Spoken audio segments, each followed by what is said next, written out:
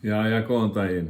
Við höldum áfram og það er hugleiðing í boði ggþjálfun.is og við töluðum síðast að raunverulegt öryggi gott að finna í vexti, umbótum og breytingum. Og við ætlum svolítið að tala hvernig við getum haldið áfram með það og við ætlum svolítið að tala í dag hvernig við getum fiktað í tökkunum til að hækka rána, hækka vitundina. Freud talaði að við værum mest að akta út frá dulvitund. Hann kom með nýtt nafn yfir undir meðvitund út af því að hann var búinn að átta sig á því hvað þetta er ofboðslega falið hjá okkur. Og stundum þurfum við bara að stimpla okkur inn og setja okkur í samband og bara spyrja okkur hvað er að frétta af mér. Og ég hveti ykkur alveg svo síðast að hlusta svona svolítið eins og sé að hlusta á tónlist. Þannig að svolítið að reyna að taka dómaran, alla skoðanirnar, og vera svolítið opinn fyrir þessu. En þegar ljóninjan kemur í dádýrahópinn og þá stundum því miður fyrir okkur sem elskum dýr, þá nær hún einu dýri. En í lífinu, þá sleppur enginn. Það kemur alltaf smá gröftur í rótina hjá okkur. Og fyrstu árin í lífinu erum við svo viðkvæm með alls konar skapgerð sem gera það verkum að alls konar upplifanir fara misjafnlega í okkur. Og svo í framhaldi af því verður lífið hegðun í leita líðan. Og það er alls konar skap- og hegðunarbrestir sem fylgja okkur. Og ég til dæmis valdi það að læra að ég var óaðlaðandi, óverðugur og heimskur. Og hafði það mjög þétt inn í bakpokanum með mér og hélt fast í hann meðan ég var að mótast og tók alls konar ákvarðanir út frá því. En það er mjög skemmtileg dæmisaga og þar stendur: enginn rífur bót af nýju fati og lætur á gamalt fat. Því að bæði rífur hann þá nýja fatið og bótin af því hæfir ekki hinu gamla. Og enginn lætur nýtt vín á gamla belgi því þá sprengir nýja víni belgina og fer niður en belginir ónýtast.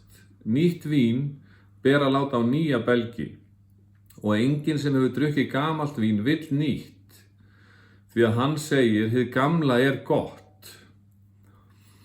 Og það er svolítið það sem við erum að fást við og það eru rosa margir sem tala það að það erfiðasta sem við gerum í lífinu er að breytast, sem er mjög skiljanlegt ef að þú ert alinn upp og þú upplifir ekki að þú ert að fá þá næringu sem þú þarft, þessi tilfinningasambönd að tengjast og styrkjast. Og þér líður svona svolítið eins og mér leið að þú værir bara óverðugur og alls konar sem við erum að glíma við og við verðum meðvirk og verðum að reyna að finna út, við tökum í húnin, hvernig er stemningin heima núna og svo einhvern veginn að fá að heyra það, já þetta er nú ekki nóg og það einhvern veginn bara, það getur verið rosalega erfitt. En ég ætla að degra við ykkur í dag og er ég með uppáhaldsklæruna mína Og þegar við erum í samskiptum þá erum við annarkvort að tengjast fólki eða leiðrétta það. Og þegar við leiðréttum fólk þá er svona svolítið eins og við setjum það bara í ristavél og það kemur brennt. En þegar við tengjumst fólki þá einhvern veginn erum við að tengjast okkur leið og það er talað að við séum tegundin Homo sapiens séu sambandstengsla verur. Og í upphafi skal endirinn skoða og your starting place decides your outcome. Þannig að við æfum okkur í því að fyrsta snertingin á samskiptunum sé alltaf eitthvað fallegt. Og til dæmis bara þegar þú kemur heim og börnin er ekki búin að ganga frá eða ekki búin að læra eða eitthvað. Að byrja að knúsa börnin og segja eitthvað fallegt og svo kannski fara með þau inn í eldhús og segja herðu hvað var að gerast Æ, pabbi, ég var alveg utan við mig og svo fekk ég SMS og ég þríf þetta núna, ekkert mál og ekki að fara, það er dröst og gera. Og það er fullt af fólki sem þarf að loka á svona tengsl, það sem er alltaf, þú ert ekki nóg, farðu í skólan, gerðu þetta er ekki að gera sig og það enda bara með því að fólk bara hættir að geta verið í samskiptum. Þannig að við viljum ekki vera þar. En svo skiptir þetta mestu máli hvernig það snýr að okkur. Ert þú að tengjast þér eða leiðrétta þig Þetta var nú ekki nógu gott, hvað var ég að hugsa þarna? Ég svaf á lengi og borðaði á mikið af kökum og ég alltaf sama þetta, bla bla bla. Þannig að reynum að tengjast okkur á fallegan hátt. Bara minn maður, vel gert. Kallinn á pallinn. Og það sem hún segir setur í framköllun og svo koma myndirnar, skilurðu. Þannig að tölum fallega til okkar. Og svo þetta svakalega spennandi næsta glæra. Hvað ætla hún komið með Þetta ofboðslega alvarlegur hlutur Hvað gerist ef þú sækir ekki dópamín á heilbrigðan hátt? Þannig ef við tökum bara dæmi, ef þú kemur heim úr vinnunni alveg ógeðslega þreyttur og þú varst búin að ákveða að fara í göngutúrin og nennir því ekki, hvað fer að gera þá? Þú veist, þá ferðu mjög líklega í tölvuna, símann, sjónvarpið, fréttirnar, ísskápinn. Og til dæmis bara ef þú þarft að taka samtalið. Þú ert að taka samtalið og þú treystir þér ekki í það og hvað gerist þá? Og ef þú segir ekki það sem þú ert að hugsa, þá byrjar að segja það sem þú hugsar ekki. Og þá allt í einu kemur ykkur þvæla, mjög skemmtileg dæmi, þessi þættir sem svo vinsæli núna, My Reindeer, gaurinn sem stokkar að konunni. Og hann býr þetta allt sjálfur með að standa ekki með sér frá byrjun. Þetta allt sjálfskapað. Og þannig þetta svo mikið hjá okkur. Þannig að sækjum góða dópamínið. Og svo þetta mjög merkilegt Uppgötvun fylgir uppgötvun, hvorum sig bæði að vekja og svara spurningum, bæði að enda langa leit og hverum sig útvega ný hljóðfæri fyrir nýja leit. Þannig að hvað að frétta þér og þínu ferðalagi? Þú veist, ert þú svolítið að hugsa, já, þú veist, þetta kannski ekki alveg nógu sniðugt, þú veist, kannski að gera þetta öðruvísi. Og yfirleitt ef við erum óánægð með eitthvað, þá það út af því að við þorum ekki að leggja hlutin á borðið. Og það að deila að heila. Og ef þú deilir ekki, þá lokast þið inni. Þannig að hættum því. Þetta eiginlega bara uppáhalds glæra mín Þú veist, hvað gerum við þú veist, hvaðan framkvæmum við? Við framkvæmum á staðinu sem við hvílum á.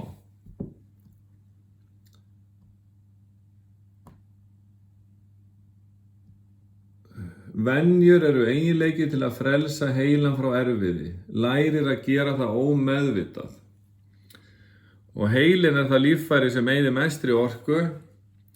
Þannig að við viljum æfa okkur í því að búa til bara forritið okkar. Það sem við erum svolítið að gera sömu hlutina, fara hægt út í daginn, finna eftirvæntingu, búa til bros, vera hlý og góð.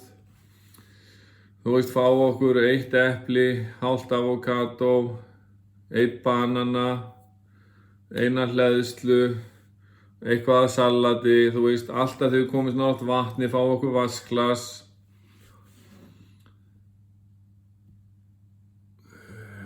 Bómullarkerfi fyrir taugakerfið og meltinguna. Hvernig getur þú látið þitt líf líta út þannig að það virkir svona? Þannig að þú ert að finna markvissa leið til að slaka á og þú ert að hugsa þarmaflóruna þegar þú ferðir að borða. Byrjar á að rífa smá gulrætur, smá hvítkál og svo ertu með smá hvítlauk og engifer og svo finnur eitthvað létt og gott meðlæti. Út af því að það kannski mikilvægt að við erum að læra það að orkustig líkamans, við bregðumst út frá því og það allir að tala að jafnvægi, athyglisgáfa skiptir mestu máli, en það orkustig líkamans sem stjórnar því. Hvað kemur á skiptingu? Ok, þú ert bara í hlutlausum og þú ert að keyra út í skurð. Ástand líkamans, umhverfið, hvíldin, hugleiðslan og eftirvænting. Þú veist ekki láta þetta sé bara enn einn dagur þar sem þú ert að standa þig. Finndu ásetning út í dag. Ég ætla bara að vera rosa viðstaddur. Ég ætla bara að tékka inn á klukkutímafresti og hvað þarf ég núna? Það rosalega smart að vera með sér.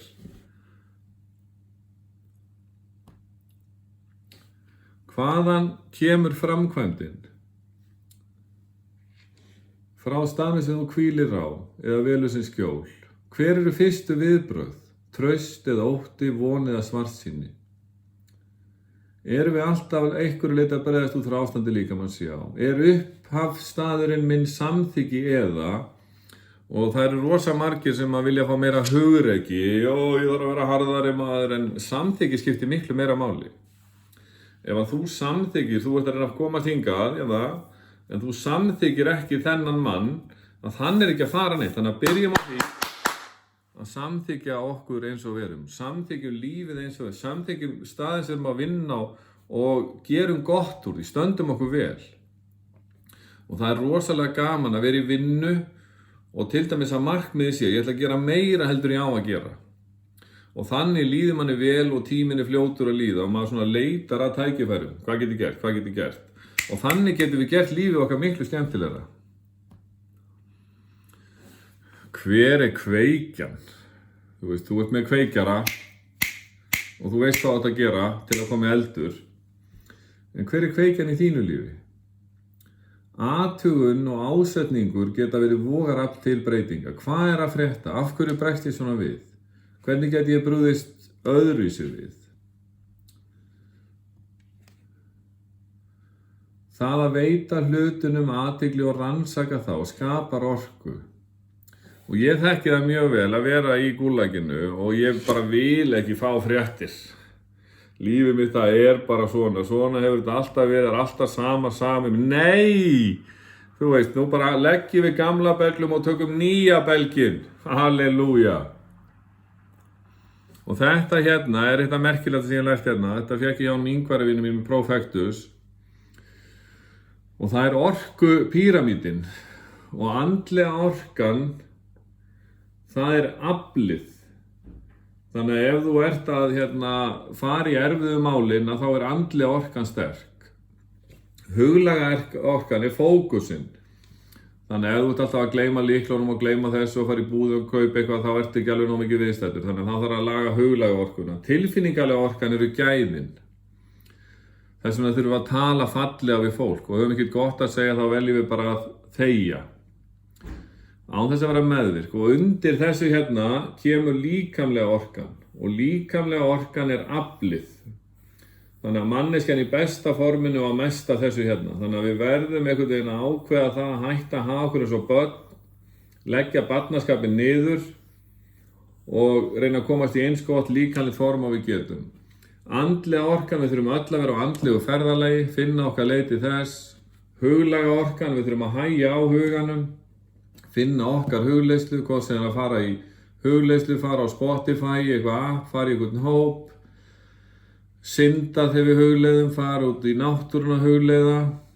Tilfinningalega orkan, bara að vera falleg manneskja með kærleikann að leiðarljósi. Og líkamlega orkan að, fara bara út í hvern dag. Hvernig get ég pumpað í dekkin hjá mér? Hvað þarf ég að gera til þess að dekkin séu grjóthörð? Fráhald, frá hverju og af hverju? Frá því sem spennir þig upp. Hvað er það sem spennir? Ómikið kaffi?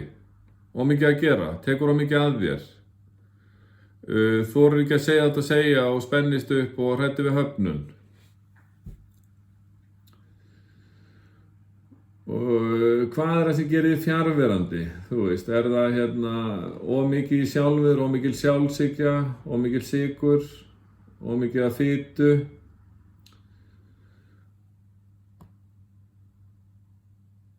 Það er draumur að vera fjarverandi og spenntur. Vá, ekki bara vera þannig í þetta. Nei.